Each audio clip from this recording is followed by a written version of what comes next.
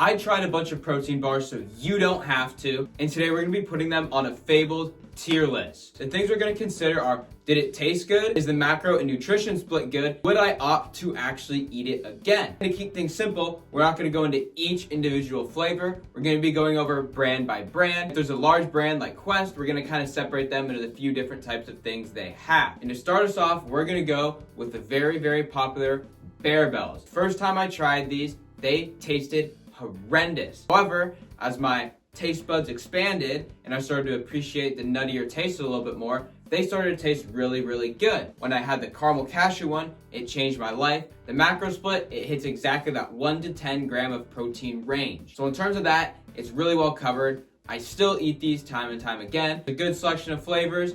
This is gonna put them at a solid A tier.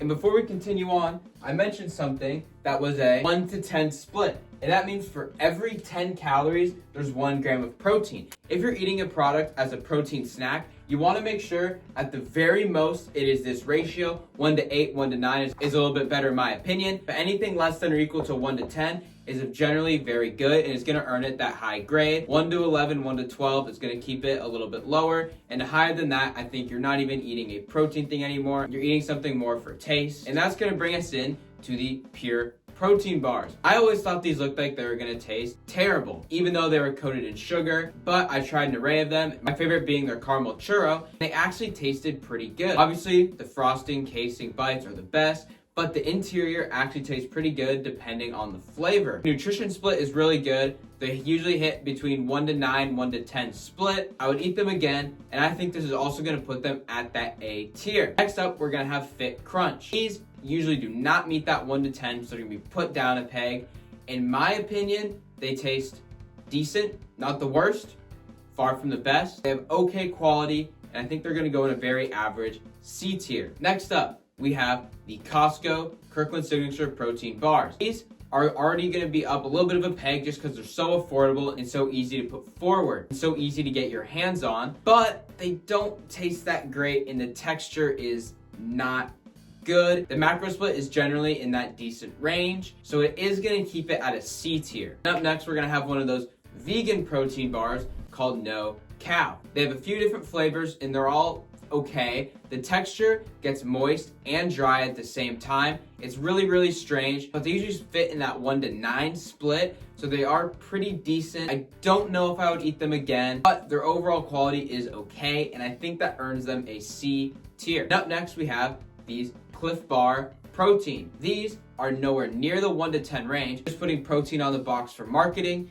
These are terrible. They do taste good at the very least, but for a protein bar, they're not good for the goal, and they're still better tasting stuff anyways, so I'm gonna put them at a D tier. Similarly, we're gonna have the Kind protein stuff. These fall under the same exact fate as a Cliff Kids bar. They're not great for the goal. If you're just trying to have a decent granola bar, I'd honestly opt for something that maybe tastes a little bit better and just get your protein from protein sources, and they're still gonna end up in that D tier. Up next, we're gonna get into two of the very popular brands, the first of which being Legendary. Let's start with their protein chips. These are pretty decent. They have a really, really nice macro split too. I would eat them again. They have a lot of good flavors, so the odds you find something you like are extremely high, and I think it should land them in just about an A tier. Now we're going to get into their protein treats. These are like their knockoff cinnamon roll cinnamon bun things, and also the chocolate one. They are good. If you're just gonna eat something like that, it's better just to get the sugary thing. Make sure you eat some high quality lean proteins before that and just let the calories equate. You're gonna feel a lot happier that way and just have better tasting food. So I'm gonna put these in the D tier. In contrast, we're now gonna be hitting their protein Pop-Tarts. These are an elite product. They have a 1 to 9 macro split, which is pretty awesome. And they have a lot of amazing flavors. Put them in a microwave for 5 to 10 seconds. They're nice, warm, gooey. They're really, really awesome. They have a nice texture. They're gonna be our first S tier. With Legendary out of the way, we're now gonna go to Quest. We're gonna start with these Quest bakery things. They, again, are just very, very decent. They kind of struggle with the same issue as the Legendary. There's a point where you should just have the real thing and just have enough protein from your other sources and not try to eat a protein cookie with a terrible ratio for getting protein in. so they're gonna fall into that D tier. Up next, we have their chip brand counterpart. These are pretty good, and honestly, few and far between, this one and the legendary one, so it's gonna land also in A tier. And now for Quest, we have the frosting cased bars. These are really, really good. I always demolish the pumpkin pie ones when they're out. Cookies and cream one's really good. A lot of really great options. Berry cobbler. They have a pretty good macro split generally between 1 and 10 or better. They are usually a smaller bar, but they're very, very delicious. They're like the pure protein ones, but I think a tiny bit better, and they're gonna land in the S tier. And the next ones we have the uncased ones, like the chocolate fudge brownie, the cookie dough. These are classic staple protein bars, but that's not gonna earn them the highest tier because their texture is honestly terrible. And their taste is very subpar, and there's better options from Quest alone. But with their good macro split, I would want to put them in the B tier. Up next, we have these Built protein bars. These have by far the most interesting texture for a protein bar, and honestly, I'm all for it. They have a good macro split, a good taste. They're pretty easy to get because they're all over Costco, and I think they deserve a solid B tier. Up next, we have a new brand, the David protein bars. These have the best macro split I have ever seen. It's around 1 to 6. This is insane for a protein bar, and when I tried it, I thought it was gonna be terrible. But it was actually really, really good, and especially for not being a frosted protein bar, it was amazing. From its macro split, the biggest downside is that it is fairly expensive and you kind of have to order it online. They're not the easiest to find in stores. Hopefully they kind of get on that as their popularity grows because it's what they deserve. Taste is awesome. The texture is pretty solid. The macro split's awesome. I would eat them again and again.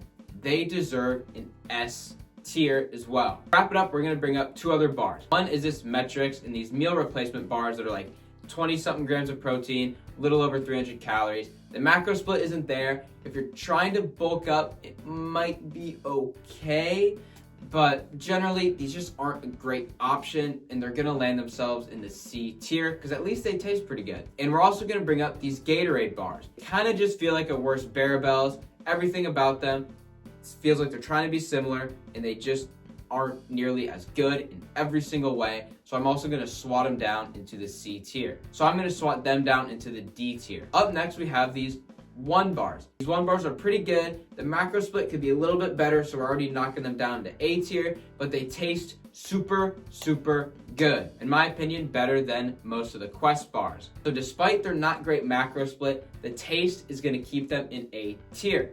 Similarly, we have these protein wafers. These, again, I put them in that fake protein dessert category, but they're a little bit better with a better macro split, and they're solid. I think they deserve to be a tier above some of the other ones we've kind of put down low, and they deserve to be C. Next up, we have this protein cookie brand.